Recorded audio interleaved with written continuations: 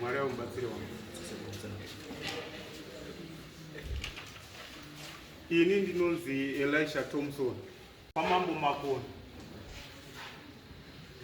Ishe chikuru. Sabhuku chikuru.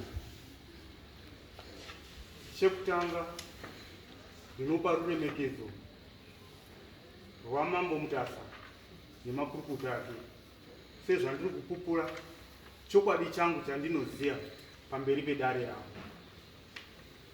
Ini ndiri kurwara nenyaya yegumbo rangu. Gumbo rangu kutanga kurwadza kwarakaita rine nhorondo. Nhorondo idzi dzine umbowo wakauya wachipupura pamberi pemurungu wangu kuti ini ndakanokurwa tsoka naekoni uyo akagara apa.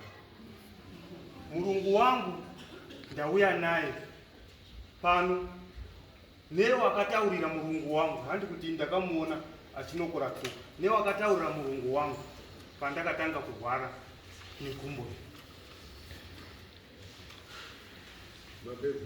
Ndapedza mbowo ndinadzo. Sumuka kugarayo. Dress ni hautauri kana chinhu muno. Wewe ni dress proper. Hauye neHovhorosi, hauye nemagavu muno. Kuda wemunde.